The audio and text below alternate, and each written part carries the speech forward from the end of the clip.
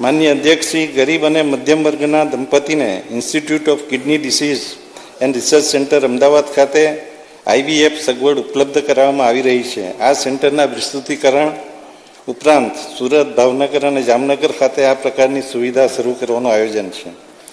માનનીય અધ્યક્ષ શ્રી, બાંધકામ શ્રમયોગીઓ અને પૌષ્ટિક આહાર મળે એ માટે શ્રમિક અન્નપૂર્ણા કેન્દ્રમાં વધારો કરતા નવા 121 કેન્દ્ર કાર્યરત કરવામાં આવશે, જેમાં દરેક શ્રમયોગીઓને બાંધકામના સ્થળે આરોગ્યની પ્રાથમિક સેવા આપતા કુલ 154 ધન્વંતરી રથની સંખ્યામાં વધારો કરતાં વધુ 50 આરોગ્ય રથ શરૂ કરવામાં આવશે, જે માટે રૂપિયા 260 કરોડની જોગવાઈ સૂચવું છું.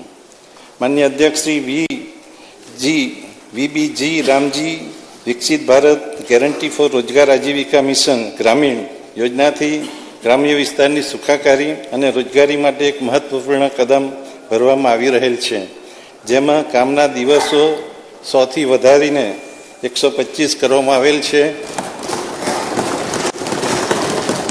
જેના માટે રૂપિયા 1500 કરોડનું આયોજન છે. માનનીય અધ્યક્ષ શ્રી, ગુજરાતની વસ્તીમાં 36% કરતાં યુવા છે.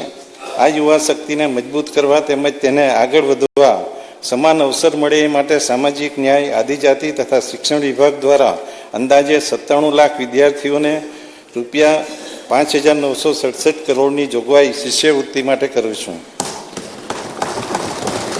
ભારત સરકારની પોસ્ટ મેટ્રિક શિષ્યવૃત્તિ યોજના હેઠળ આદિજાતિ અનુસૂચિત જાતિના વિદ્યાર્થીઓ ઉચ્ચ શિક્ષણમાં કારકિર્દી ઘડતર કરી શકે તે માટે શિષ્યવૃત્તિ આપવામાં આવે છે. કન્યાઓને આવક મર્યાદા ધ્યાને લેવા સિવાય વાર્ષિક 2,50,000 આવક મર્યાદા ધરાવતા કુમારોને આ લાભ આપવામાં આવે છે. આ વર્ષે આ વિશેષ શિષ્યવૃત્તિનો લાભ વધુ કુમાર વિદ્યાર્થીઓને પહોંચાડવા તેમની વાર્ષિક આવક મર્યાદા 2,50,000થી વધારીને 6 લાખ કરવામાં આવે છે.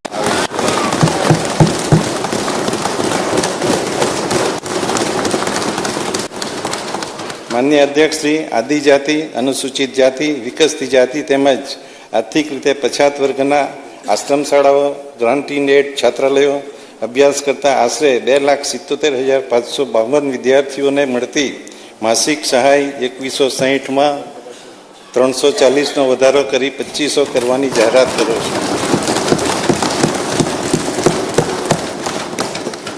માનનીય અધ્યક્ષ શ્રી, રાજ્ય સરકાર સંચાલિત એકલવ્ય મોડેલ રેસિડેન્શિયલ શાળાઓ અને કન્યા સાક્ષરતા શાળાનો અભ્યાસ કરતા 21,770 આદિજાતિ વિદ્યાર્થીઓ માટે વિદ્યાર્થી દીઠ અપાતી નિભાવ ગ્રાન્ટ 70,000માં રૂપિયા 10,000નો વધારો કરી રૂપિયા 80,000 કરવાની જાહેરાત કરું છું. અતિ આધુનિક ઇન્ફ્રાસ્ટ્રક્ચર સાથે આવકારદાયક વાતાવરણમાં શિક્ષણ મળી રહે એ માટે વધુ 926 PMશ્રી શાળાઓ શરૂ કરવામાં આવશે. માનનીય અધ્યક્ષ શ્રી, એક કેમ્પસ અવિરત શિક્ષણ મજબૂત ભવિષ્યના ધ્યેય સાથે બાળવાટિકાથી ધોરણ 10 સુધી વિદ્યાર્થીઓના અભ્યાસમાં તૂટ ન પડે એ માટે સંકલિત શાળાઓ બનાવવાની જાહેરાત કરું છું, જેનાથી શિક્ષણમાં ગુણવત્તા અને સ્થિરતા જળવાઈ રહે તેના માટે રૂપિયા 120 કરોડની જોગવાઈ સૂચવું છું. માનનીય અધ્યક્ષ શ્રી, ગાંધીનગર ખાતે દેશની સૌથી મોટી અને અતિ આધુનિક નમો સેન્ટ્રલ લાઇબ્રેરી સ્થાપવામાં આવશે, જેમાં અભ્યાસ અને વાંચનની સુવિધાઓ ડિજિટલ સ્વરૂપે ઉપલબ્ધ કરવામાં આવશે, જેના માટે આ બજેટમાં રૂપિયા 100 કરોડની જોગવાઈ સૂચવું છું. તેમજ આદિજાતિ વિસ્તારના તમામ તાલુકામાં ભગવાન બિરસા મુંડા લાઇબ્રેરી ઊભી કરવાના આયોજનના ભાગરૂપે આ વર્ષે 15 તાલુકાઓમાં લાઇબ્રેરી સ્થાપવાની જાહેરાત કરું છું. નમો સરસ્વતી વિજ્ઞાન સાધના યોજના દ્વારા વિદ્યાર્થીઓને વિજ્ઞાન પ્રવાહમાં પ્રવેશવામાં રસ લીધેલ છે, જેના કારણે છેલ્લા 2 વર્ષમાં કુલ પ્રવેશમાં 19% જેટલો વધારો થયેલો છે, જે માટે રૂપિયા 250 કરોડની જોગવાઈ સૂચવે છે. માનનીય અધ્યક્ષ શ્રી, દિવ્યાંગજનોને શાળામાં અભ્યાસ કરવામાં મુશ્કેલીનો સામનો ન કરવો પડે તે હેતુથી પરિવહન વ્યવસ્થાના ભાગરૂપે ટ્રાન્સપોર્ટ, એસ્કોર્ટ એલાઉન્સ અથવા બીજી અન્ય સુવિધાઓ માટે આયોજન કરેલ છે. અમારી સરકારે કૌશલ્ય વિકાસને પ્રાધાન્ય આપી યુવાનોને આત્મનિર્ભર તેમજ રોજગારલક્ષી બનાવવા અનેક પગલાં ભર્યા છે. ઉદ્યોગો સાથે સક્રિય ભાગીદારીથી ભાવિ જરૂરિયાતોને અનુરૂપ માનવ સંસાધન તૈયાર કરવાના હેતુસર નમો ગુજરાત કૌશલ્ય અને રોજગાર મિશનને વેગ આપવા માટે રૂપિયા 226 કરોડની જોગવાઈ સૂચવું છું. માન્ય અધ્યક્ષશ્રી, યુવાનોને રોજગારીની માટે કૌશલ્ય તાલીમ આપવાના હેતુથી મુખ્યમંત્રી એપ્રેન્ટિસ યોજના હેઠળ 1 લાખથી વધુ એપ્રેન્ટિસ તાલીમ મેળવે છે. આ યોજના સેવા ક્ષેત્ર દ્વારા પૂરા પાડવામાં આવતા એપ્રેન્ટિસ કાર્યક્રમોને પણ આગળ વધારવામાં મદદરૂપ બનશે. આ તાલીમાર્થીઓને માસિક ₹3,000 સુધીની સહાય માટે ₹80 કરોડની જોગવાઈ સૂચવું છું. રાજ્યમાં સંશોધન અને ઉદ્યોગ સાહસિકતાને પ્રોત્સાહન આપવા આઈઆઈટી મોડેલ પર એલડી એન્જિનિયરિંગ કોલેજ અમદાવાદ ખાતે રિસર્ચ પાર્કની સ્થાપના કરવા માટે ₹51 કરોડની જોગવાઈ સૂચવું છું. માન્ય અધ્યક્ષશ્રી, અમારી સરકારે ટેકનોલોજીને પરિવર્તનનું સાધન ગણેલ છે. સ્ટાર્ટઅપ માટે આઈ હબ અમદાવાદ ખાતે ઊભી થયેલ ઇકોસિસ્ટમને વિસ્તારતા સુરત, વડોદરા, મહેસાણા અને રાજકોટ ખાતે આઈ હબ રિજિયોનલ સેન્ટર સ્થાપવામાં આવશે, જેના માટે ₹80 કરોડની જોગવાઈ સૂચવું છું. સ્ટાર્ટઅપ ક્ષેત્રે રાજ્યની સરકારની નીતિઓથી યુવાનોને વિચારથી વ્યવસાય સુધીનું પ્રોત્સાહન મળી રહ્યું છે. યુવાનોની નવીન વિચારશક્તિ, ટેકનોલોજી પ્રત્યેની અભિરુચિ અને સાહસના કારણે અત્યાર સુધી આશરે 16,000 જેટલા સ્ટાર્ટઅપ નોંધાયેલા છે, જેના પરિણામે રાજ્યને ભારત સરકાર દ્વારા બેસ્ટ પરફોર્મન્સ સ્ટેટનો એવોર્ડ મળેલ છે, જે બદલ રાજ્યના યુવાનોને અભિનંદન આપું છું. માન્ય અધ્યક્ષશ્રી, દેશના ઔદ્યોગિક ઉત્પાદનમાં 19% યોગદાન સાથે ગુજરાત રોજગારી સર્જન માટે ખૂબ જ મહત્વનું એમએસએમઈ ઇકોસિસ્ટમ ધરાવે છે. 29 લાખથી વધુ એમએસએમઈ રજિસ્ટ્રેશન ધરાવતા અગ્રેસર રાજ્યોની સૂચિમાં ગુજરાત સ્થાન ધરાવે છે. આ એકમોને પ્રોત્સાહન આપવા માટે Atmanirbhar Gujarat scheme for assistance to MSME માટે ₹1,775 કરોડની જોગવાઈ સૂચવું છું. માન્ય અધ્યક્ષશ્રી, ઇઝ ઓફ ડુઈંગ બિઝનેસ આગળ વધારતા આગામી સમયમાં 25 જીઆઈડીસીને આધુનિક ટેકનોલોજીથી સ્માર્ટ બનાવવામાં આવશે, જેમાં ₹1,250 કરોડના રોકાણથી પાણી, વીજળી, ગેસ અને ડિજિટલ નેટવર્કનું સુદૃઢીકરણ કરવામાં આવશે. આ માટે ₹50 કરોડના રોકાણથી વધુ બીજી 120 મિની જીઆઈડીસીનું નવીનીકરણ કરવાનું આયોજન છે. માન્ય અધ્યક્ષશ્રી, રાજ્યના આદિવાસી વિસ્તારોમાં ઔદ્યોગિક પ્રોત્સાહન આપવા તેમજ રોજગારીની તકો મળી રહે તે માટે દાહોદ જિલ્લાના ઝાલોદ અને ગરબાડા તાલુકામાં 2 તથા અરવલ્લી જિલ્લા સહિતના અન્ય તાલુકાઓમાં 3 એમ 5 નવી ઔદ્યોગિક વસાહતો સ્થાપવાની જાહેરાત કરું છું. રાજ્યના ટેક્સટાઇલ ઉદ્યોગને વૈશ્વિક સ્તરે સ્પર્ધાત્મક બનાવવા માટે ગુજરાત ટેક્સટાઇલ પોલિસી અંતર્ગત ₹67,000 કરોડથી વધુનું રોકાણ થયેલ છે, જેના લીધે 2 લાખથી વધારે પ્રત્યક્ષ રોજગારી સર્જન થયેલ છે. આવનાર સમયમાં આ ક્ષેત્રમાં વધારે મૂડીરોકાણ અપેક્ષિત છે અને તેથી મોટા પાયે પ્રત્યક્ષ રોજગારીનું સર્જન થશે. આ માટે ₹2,755 કરોડની જોગવાઈ સૂચવું છું. રાષ્ટ્રના માલ સામાન નિકાસમાં એટલે કે એક્સપોર્ટમાં 26%થી વધુ યોગદાન સાથે ગુજરાત સૌથી મોખરાનું સ્થાન ધરાવે છે. આ ક્ષેત્રને પ્રોત્સાહન, તાલીમ અને માર્કેટ સપોર્ટથી વધુ વેગ આપવા માટે ગુજરાત એક્સપોર્ટ પ્રમોશન કાઉન્સિલની સ્થાપના કરવાની જાહેરાત કરું છું. રાજ્યએ ઇઝ ઓફ ડુઈંગ બિઝનેસ અને ઇઝ ઓફ લિવિંગને વધુ સશક્ત બનાવવા ગુજરાત જન વિશ્વાસ જોગવાઈઓમાં સુધારા અધિનિયમ 2025 અમલમાં મૂક્યો છે, જેમાં 11 અધિનિયમો અને 516 જોગવાઈઓમાં હકારાત્મક કાયદાકીય સુધારાઓ કરવામાં આવ્યા છે. આ સરળીકરણના લીધે ઉત્પાદક, વેપારી, ઔદ્યોગિક કામદારોનો શાસન પ્રત્યેનો વિશ્વાસ વધુ મજબૂત બન્યો છે.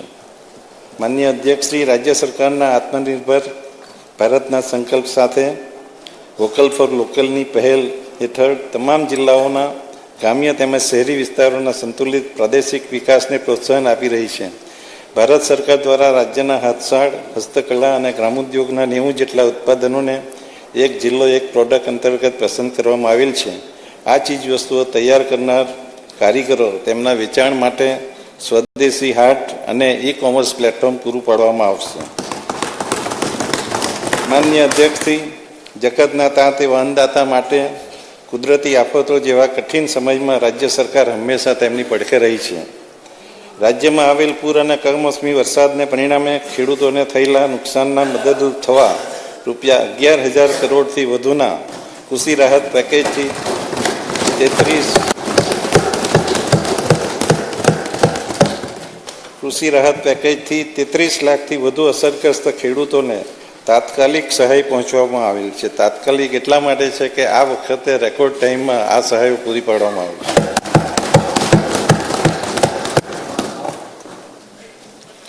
વાવણીથી વેચાણ સુધી ખેડૂતોને સાથે રહી જળ ઉત્તર થતા બજારના ભાવોમાં મદદરૂપ કરવા 9,50,000થી વધુ ખેડૂતો પાસેથી રૂપિયા 18,000 કરોડથી વધુની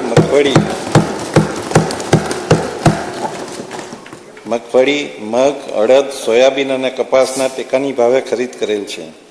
ખેડૂતોને ખેતી ક્ષેત્રે થતો ખર્ચ ઘટાડવા તેમજ પાક ઉત્પાદન અને આવક વધારવા યાંત્રિકીકરણનું મહત્વ છે. Tractor, power trailer, seed drill, harvester જેવા યંત્રો દ્વારા ખેતી કામમાં ઝડપ અને ચોકસાઈ આવે છે. નાના સીમાંત ખેડૂતોના માટે કૃષિ યાંત્રિકીકરણ, વિવિધ ઓજારોની ખરીદીમાં સહાય આપવા રૂપિયા 1,565 કરોડની જોગવાઈ સૂચવે છે. વધુમાં વધુ ખેડૂતો પ્રાકૃતિક ખેતી અપનાવે તે માટે અમારી સરકાર પ્રતિબદ્ધ છે. જેનો વ્યાપ વધારી પ્રોત્સાહન આપવા સેન્ટર ઓફ એક્સિલન્સ ઊભા કરવા, બજાર સુવિધા ઉપલબ્ધ કરાવવા, માર્કેટિંગ અને બ્રાન્ડ પ્રમોશન તથા હેન્ડ હોલ્ડિંગ અને સર્ટિફિકેશન સહાય માટે રૂપિયા 39 કરોડની જોગવાઈ સૂચવું છું. માનનીય અધ્યક્ષશ્રી, રાજ્યમાં કઠોળ, તેલીબિયા, ફાર્મ મિકેનાઇઝેશન, વેલ્યુ એડિશન અને એગ્રો પ્રોસેસિંગ માટે 6 સેન્ટર ઓફ એક્સિલન્સ ઊભા કરવાનું આયોજન છે. જેના માટે રૂપિયા 12 કરોડની જોગવાઈ સૂચવું છું. રાજ્યમાં બગાયત ક્ષેત્ર હેઠળનો વિસ્તાર છેલ્લા 2 વર્ષમાં લગભગ 2 લાખ હેક્ટરથી વધુ વિસ્તર્યો છે અને ફળ, શાકભાજી સહિતનું કુલ ઉત્પાદન 21 લાખ મેટ્રિક ટન સુધી વધુ થયું છે. રાજ્યના ખેડૂતોને ઓછા ખર્ચની સામે આવક વધારતા પર ડ્રોપ મોર ક્રોપ સૂક્ષ્મ સિંચાઈ યોજના હેઠળ અત્યાર સુધીમાં 25 લાખ હેક્ટર વિસ્તાર આવરી લેવાયેલ છે. બાકી રહેતા વિસ્તાર માટેનું કામ પ્રગતિ હેઠળ છે. દરિયામાં વહી જતા નર્મદાના પાણીને ઉત્તર ગુજરાત, સૌરાષ્ટ્ર અને કચ્છના સૂકા પ્રદેશને વાળવા સુફલામ પાઇપલાઇન યોજના માટે રૂપિયા 1237 કરોડ, સૌની યોજના માટે રૂપિયા 473 કરોડ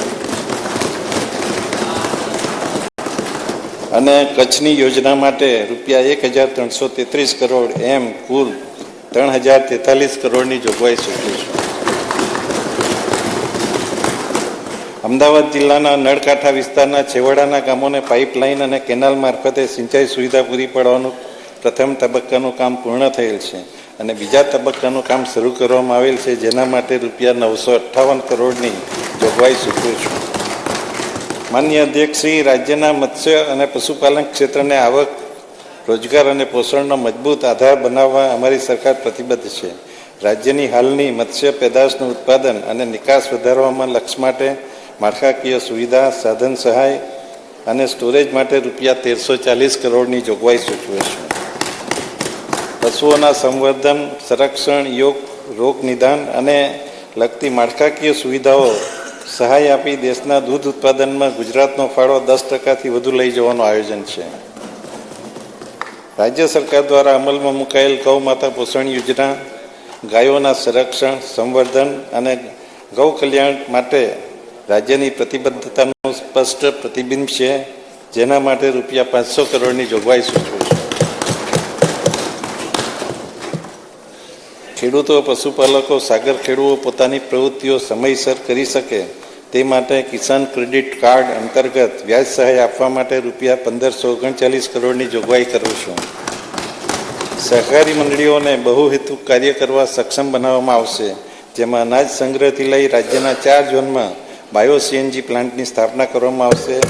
જેનાથી પશુપાલકોને પૂરક આવક તેમજ વાહનો માટે ગ્રીન ફ્યુઅલ ઉપલબ્ધ થશે. જે માટે રૂપિયા 112 કરોડની જોગવાઈ સૂચવું છું.